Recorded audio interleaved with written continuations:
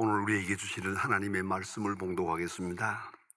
신약 성경 마가복음 5장 35절로 43절 말씀입니다. 신약 성경 61면입니다.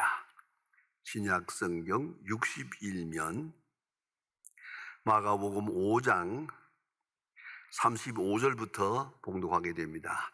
이 계시의 말씀을 봉독할 때에 다 함께 하나님의 음성을 들으실 수 있기를 바랍니다. 아직 예수께서 말씀하실 때에 회당장의 집에서 사람들이 와서 회당장에게 이르되 당신의 딸이 죽었나이다. 어찌하여 선생을 더 괴롭게 하시나이까? 예수께서 그 하는 말을 곁에서 들으시고 회당장에게 이르시되 두려워 말고 믿기만 하라 하시고 베드로와 야고보의 형제 요한 외에 아무도 따라옴을 허락지 아니하시고 회당장의 집에 함께 가사 떠드는 것과 사람들이 울며 심히 통곡함을 보시고 들어가서 그들에게 이르되 너희가 어찌하여 떠들며 우느냐? 이 아이가 죽은 것이 아니라 잔다 하시니 그들이 비웃더라. 예수께서 그들을 다 보내신 후에 아이의 부모와 또 자기와 함께 한 제자들을 데리고 아이 있는 곳에 들어가사 그 아이의 손을 잡고 이르시되 달리다 쿰 하시니 번역하면 곧 내가 네게 말하노니 소녀야 일어나라 하심이라. 소녀가 일어나서 걸으니 나이가 12살이라. 사람들이 크게 놀라거늘 예수께서 이 일을 아무에게도 알지 못하게 하라고 그들을 많이 경계하시고 이에 소녀에게 먹을 것을 주라 하시니라. 아멘. 미국의 대통령이었던 조지 워싱턴 대통령이 어렸을 때 경험한 이야기입니다. 아침 일찍이 아버지가 먼 마을에 가서 필요한 물건을 사오겠다고 마차를 준비하고 마차에 올라타고 계십니다. 아들은 달려가서 아버지 나도 가면 안 돼요? 하고 아버지에게 재촉을 했습니다. 아버지는 그 아이가 너무 예뻐서 허락을 했습니다. 조지 워싱턴은 아버지 옆에 앉아서 소풍 가는 기분으로 아주 들뜬 기분으로 따라갔습니다. 나들이를 했습니다. 아버지가 이 가게 저 가게 다니면서 필요한 물건들을 사다가 보니까 이 아들이 따라다니는 게 거지장스러워요. 가만히 다니나요? 자꾸 뭘 장난하고 따라다니면서 물어보고 그러니까 거지장스러워서 아버지가 하는 말이 얘야 너 여기 골목에 여기 서 있어라. 여기 그대로 서 있으면 내가 물건을 다 사고 나서 너를 데리고 집으로 갈게. 여기 꼭 서 있어라. 알았습니다. 조지 워싱턴은 골목길에 서 있었습니다. 아버지는 물건을 다 사가지고 마차에 싣고 아들과 함께 왔다는 걸 깜빡 잊어버리고 혼자서 집으로 돌아왔습니다. 그를 맞이하는 부인이 여보 조지 워싱턴은 어떡하고 혼자 왔냐고 아내가 꾸중을 할 때 깜짝 놀라. 아이고 내가 아들을 놔두고 왔구나. 다시 마차를 몰고 갑니다. 그런데 조지 워싱턴은 그 골목에 서 있습니다. 해가 졌습니다. 깜깜해지는데 동네 사람들이 지나가다가 너 왜 여기 서 있냐? 우리 아버지가 여기 서 있으라고 했어요. 야 지금 날도 추워지고 어두워졌는데 시장 사람들 인심이 좋아요. 우리 집에 들어와 밥을 먹어라. 그리고 몸을 녹여라. 뭐 여러 가지로 친절하게 우리 집에 들어오라 이러면 이 조지 워싱턴은 아니요. 만일에 내가 이 자리를 떠면 아버지가 나를 찾아와서 힘들게 될 겁니다. 그런 거로 아버지는 반드시 올 테니까 난 여기 서 있어야 됩니다. 나는 아버지가 돌아오리라고 꼭 믿고 있습니다. 결국은 조지 워싱턴은 아버지를 만나게 됐고 반갑게 집으로 돌아오게 됩니다. 여러분, 믿음이 뭡니까? 어디까지 믿고 있는 겁니까? 언제까지 믿음을 지켜갈 수 있겠습니까? 우리의 믿음을 다시 점검해 보아야겠습니다. 성도 여러분, 모든 것은 믿음의 문제입니다. 모든 근심, 걱정, 실망, 낙담 다 믿음 때문입니다. 믿음의 문제입니다. 예수님께서 제자들과 같이 배를 타고 갈릴리 바다를 건너갑니다. 풍랑이 일어났습니다. 배에 물이 들어옵니다. 배가 막 지금 침몰할 지경까지 됩니다. 제자들이 난리가 나가지고 예수님을 고물에서 지무시고 계시는데 막 깨우면서 우리가 죽게 된 것을 안 돌아봅니까? 이렇게 소리를 지르고 난리를 칩니다. 난 그 말에 참 이의를 달고 싶어요. 아니, 배에서 지무시는 분과 깨어있는 사람하고 누가 먼저 죽겠어요? 이 미련한 사람들 예수님 보고 우리가 죽게 된 것을 안 돌아봅니까? 아니, 예수님 죽게 됐습니다라고 말을 해야지 우리가 죽게 된다고 이게 말이 됩니까? 참 제자들 어쨌든 한심한 사람들이에요. 예수님께서 잠에서 깨어나가지고 하신 말씀이 뭡니까? 조용하라. 두려워 말고 믿기만 해라.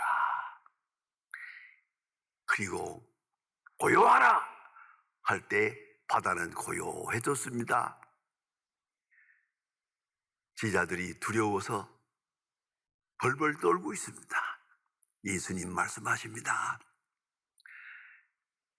적게 믿는 자여 어찌 의심하느냐. 적게 믿는 자여, 이 믿음이 적은 자들아. 이건 풍랑의 문제가 아니에요. 믿음의 문제예요. 이건 세상의 문제가 아니에요. 믿음의 문제예요. 코로나의 문제가 아니에요. 믿음의 문제란 말입니다. 이걸 우리가 분명히 알아야 하겠습니다. 오늘 본문에 나타난 이야기 자세히 아시는 말씀입니다만은 다시 한번 음미해 보면은 재미있는 그 상황을 엿볼 수가 있습니다. 회당장이 예수님께 나옵니다. 이것은 지금 사실 알고 보면요, 예수님은 갈릴리 나사렛 청년입니다. 30살짜리. 지금 이 역사를 이루기 시작하는 때이기 때문에 별로 알려지지 않은 사람입니다. 아주 초라한 나사렛 청년입니다. 회당장은 그 마을에서는 최고의 영적 지도자요, 지체 높은 신분을 가진 사람입니다. 회당장이. 이 회당장이 예수님께 나옵니다. 와서 무릎을 꿇습니다. 내 딸이 죽게 되었습니다. 돌보아 주세요. 여러분, 누가 회당장을 그리스도에게로 인도했습니까? 여기에 비밀한 아주 중요한 말씀들이 있습니다. 누가 그리스도에게로 인도했습니까? 누가 전도했습니까? 여러분, 오늘도 잊지 말아야 합니다. 우리가 당하는 고난, 당하는 시련, 절박한 현실, 이것이 나를 그리스도에게로 인도하는 거예요. 같은 그리스도인이라도 이것이 나를 기도하게 만드는 거예요. 시련과 고통과 질병. 여러분, 건강한 때에 기도하는 거하고 병든 때의 기도가 같습니까?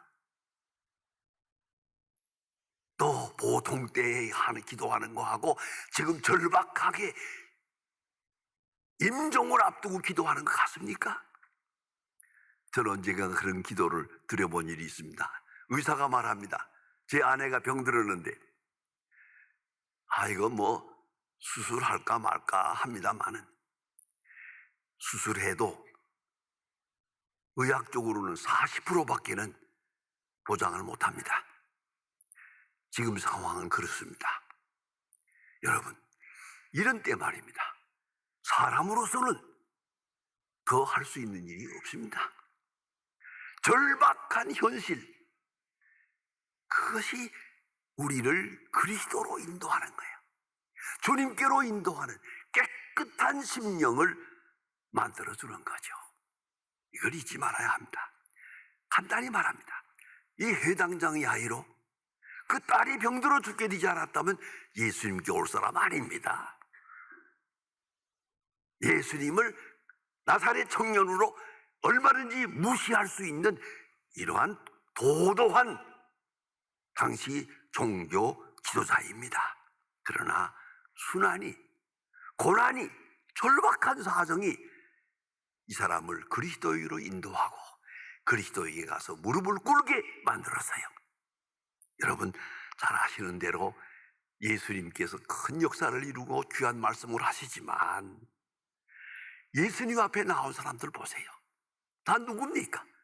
병든 사람, 가난한 사람, 소외당한 사람, 넌 불행한 사람이지. 당시에 당당한 권세에 있는 사람, 지체 높은 사람 없습니다. 너무 없어서 많은 사람들은 예수님은 그저 불쌍한 사람들만 상대로 했다, 이런 비난이 있었다고 그래요. 그래서 사도 요한은 말합니다. 아니, 니고데모 같은 사람이 예수님께 나왔다. 돈 많은 부자가 예수님께 나와서 어떻게 하면 영생을 얻겠습니까? 물었다. 이렇게 신분 높은 사람들의 이야기를 요한복음에서 말하고 있습니다. 그랬던 거예요. 그러니까 예수님 앞에 나온 사람들은 전부가 불쌍한 사람이고 낮은 사람이고 고난당한 사람이고 절박한 사람들이야. 한마디로 말합시다. 고난이 이들을 그리스도에게로 인도한 거예요. 고난이 겸손하게 만든 거예요. 고난이 그만큼이라도 믿음을 가질 수 있게 하사 주님 앞에 나오게 만든 거죠. 그런가 하면 오늘 본문에 숨은 이야기가 하나 있습니다. 예수님께서 그래 가자. 그리고 회당장 야이로의 집을 향해 가고 있는데 도중에 사건이 있었어요. 오늘 본문 조금 거슬러 올라가 보면 있습니다. 여기에 혈루증을 앓는 여자가 있어요. 18년 동안 오랫동안 혈루증으로 고생하는 아주 피폐한 여자가 하나 있어요. 이 사람이 예수님 앞에 나와서 병 고침 받고 싶지만은 어디가 아프냐고 묻는다면 대답할 수가 없어요. 부인병이기, 부끄러운 병이기 때문에. 그래서 그는 당당하게 예수님 앞에 나와서 내 병을 고쳐주세요. 문둥병자도 그렇게 말하는데도 이 사람은 그런 말을 할 수가 없는 사람이에요. 그래서 조용히 예수님께 나와서 몰래 예수님의 옷자락을 만졌어요. 옷자락이라도 만지면 능력이 나타날 거라고 믿고 아주 귀한 믿음을 가지고 경건한 가운데 두렵고 떨림으로 예수님의 옷자락을 만집니다. 예수님이 말씀하십니다. 누가 내 옷자락을 만졌느냐? 많은 제자들이 말했습니다. 아니, 많은 사람들이 이렇게 옹위해서 밀고 있는데 그저 좀 만질 수도 있고 부딪힐 수도 있지. 그거 뭐 그러십니까? 하는 얘기 아니에요? 그때 예수님 말씀, 아니, 만진 자가 있다. 가다 오다가 옷이 스친 게 아니고 의식적으로 경건한 믿음을 가지고 옷자락을 만진 자가 있다고 봅니다. 이 여자가 숨길 수가 없는 줄을 알고 예수님 앞에 무릎을 꿇습니다. 예수님이 제가 옷자락을 만질 때 제 병이 나았습니다. 간증을 합니다. 예수님께서 말씀합니다. 내 믿음이 크도다. 따라 평안히 가라 말씀합니다. 이런 과정이 있었어요. 이런 사건이 있는 동안에 회당장 야이로는 급하게 예수님을 모시고 딸에게 죽어가는 딸에게 가고 싶은데 일이 지연이 됐어요. 아마 여기 시간적으로 얼마라고는 할 수 없지만은 상당한 지체가 됐어요. 야이로의 마음은 초조해요. 딸이 죽어가고 있는데 달려가야 되겠는데 빨리 모시고 가야 되겠는데 왜 이럴 쓸데없는 초란 여자 하나 때문에 이 거룩한 걸음이 지체되고 있잖아요. 그런데 그때 성격이 급한 사람이면 한마디 할 거예요. 저런 여자 때문에 이 거룩한 발걸음을 멈춰서 됩니까? 라고 하고 싶겠지만 못했어요. 감히 그 경건한 시간에 그런 말을 할 수가 없었지요. 여기서 생각해야 됩니다. 분명히 지체됐어요. 이 지체되는 동안에 딸은 죽었어요. 이걸 알아야 합니다. 죽어가는 걸 예수님은 알고 있어요. 그런데 만일에 이 여자가 아니었더라면 예수님은 죽어가는 여자를 고쳤지 죽은 자를 살리는 건 아니었을 거예요. 그런데 오늘 이렇게 지체가 되고 있어요. 이것을 한마디로 말합시다. 딜레이가 뭘 말하는 거야? 딜레이, 지체한다는 것. 우리 기도가 지체돼요. 하나님의 능력이 지체될 때가 있단 말이에요. 내가 원하는 시간, 내가 원하는 방법대로 되질 않아요. 그럴 때에 우리는 초조합니다. 불안합니다. 그러나 잊지 말아야 돼요. 지체한다고 응답 없는 게 아니에요. 내가 기도하지요. 당장 이루어졌으면 좋겠는데 응답이 없어요. 여러분 지내보셨지요? 응답 없는 가운데 더 큰 역사가 이루어지는 거예요. 더 큰 기적이 이루어지는 거예요. 이걸 잊지 말아야 합니다. 이 회당장 야이로가 죽어가는 딸을 아직 죽기 전에 예수님을 모시고 갔다면 죽어가는 아이를 고쳤다. 여기까지지요. 그러나 벌써 죽었어요. 이 지체되는 가운데서 아이는 죽었어요. 이 사건이 굉장히 중요한 의미요. 보이지 않지만은 당시로 돌아가 보면 엄청난 사건입니다. 그래서 오늘 본문에 나타나지 않습니까? 사람들이 와서 말하기를 예수님을 괴롭히지 마세요. 당신 딸은 이미 죽었어. 그런 거로 모시고 갈 필요도 없고 예수님을 하지 마세요 라고 말합니다. 회당장 야이로가 지금 중요한 시간입니다. 기로에 빠졌습니다. 절박한 시간이 됐습니다. 자, 예수님을 모시고 가야 하나 말아야 하나. 이 믿음의 한계입니다. Limitation of our confession. 우리의 고백의 한계입니다. 여기까지. 우리는 그렇습니다. 죽어가면 기도하죠. 죽으면 그만이야. 그렇습니까? 망하기 전에 기도하지요. 망해버려서는 끝난 거요. 그렇습니까? 오늘 이 회당장 야이로가 기로에 빠졌어요. 자, 급하게 모시고 가려고 애를 썼는데 중간에 이런 사건이 있어서 지체되는 가운데 사람이 와서 말하기를 당신의 딸은 이미 죽었어. 그런 거로 예수님을 괴롭히지 마세요. 여기서 딱 서서 어떻게 하면 좋겠습니까? 이게 바로 믿음의 현주소입니다. 이런 순간에 그때 예수님이 말씀하십니다. 믿기만 하라. 두려워하지 말고 믿기만 하라. 요 마지막 말. 두려워하지 말고 믿기만 하라. 이 말을 믿어야 하는 거죠.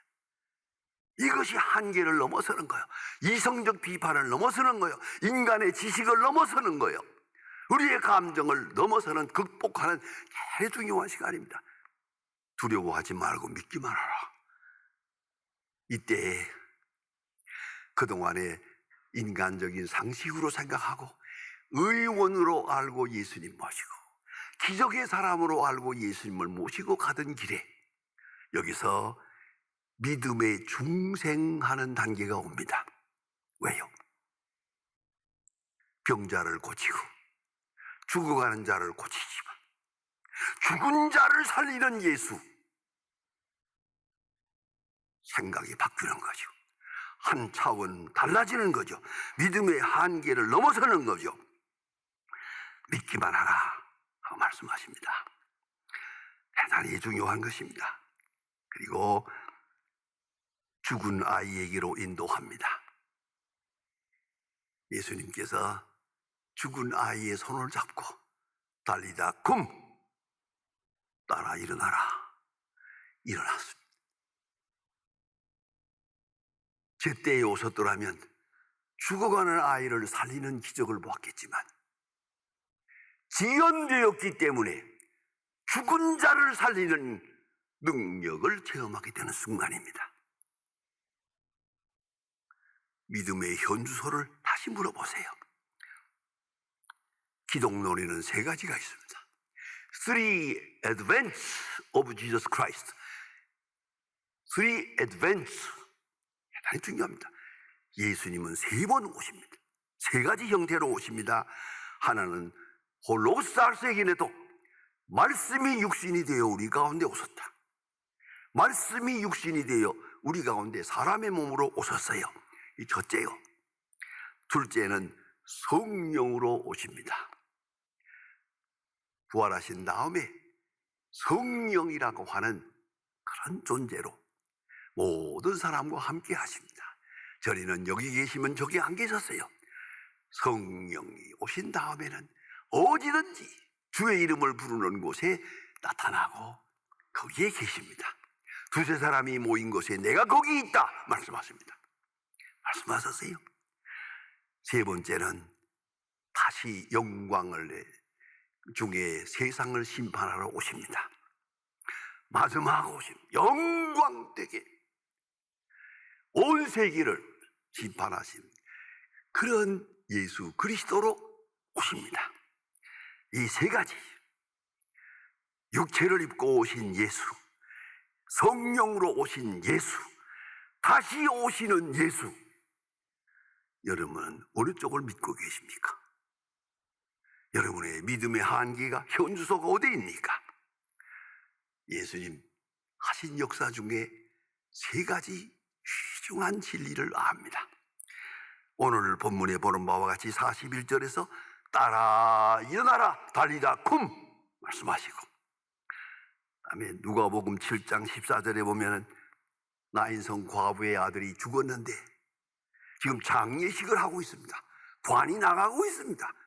그 관을 멈추고 청년을 향해서 말씀합니다. 청년아 일어나라. 장례식 도중에 이 청년이 일어납니다. 가장 중요한 것은 요한복음 11장에 보면 나사로가 죽었습니다. 죽은 지 나흘이나 돼서 썩어서 냄새가 납니다. 또 무덤을 찾아가서 돌을 옮겨 놓으라. 아이고 냄새가 납니다. 무덤 열어볼 필요 없습니다라고 주변 사람이 말하지만 예수님께서 말씀합니다. 돌을 옮겨 놓으라 한 다음에 나사로야 나오라. 죽은 나사로가 수위에 감긴 대로 걸어 나옵니다. 이것이 예수 그리스도입니다. 이것이 예수 그리스도의 능력입니다. 우리의 믿음의 현주소가 어디에 있습니까? 항상 재진단해야겠습니다. 말씀의 능력을 어디까지 믿고 있습니까? 우리의 인간적인 생각으로 가능하다면 가능한 것입니까? 할 수 있는 일이라면 할 수 있다고요. 그러나 인간이 불가능하다면 무너지는 겁니까? 죽었다면 끝나는 겁니까? 우리의 신앙의 현주소는 거기가 아닙니다. 나사로야 나오라.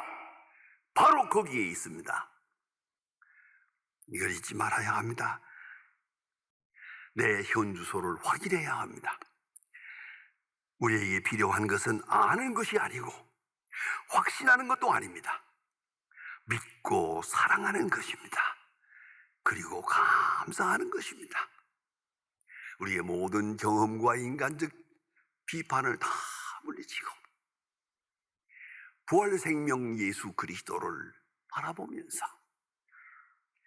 주여 내가 믿나이다. 예수님 오늘 말씀하십니다. 야이로에게 말합니다. 벌벌 떨고 서 있는 야이로에게 말합니다. 두려워 말고 믿기만 하라. 그 말의 깊은 뜻을 야이로가 그 순간에 알아설 리는 없습니다. 그러나 딸이 다시 살아난 다음에 이제 비로소 알았습니다. 두려워 말고 믿기만 하라. 이 엄청난 의미를 깨닫고 믿음의 사람이 됩니다. 기도하십시다. 이 프로그램은 여러분의 미디어 선교 후원으로 제작되었습니다. 선교는 사명, 후원은 동역. 당신도 복음을 전할 수 있습니다. 선교 후원 02-6333-1003번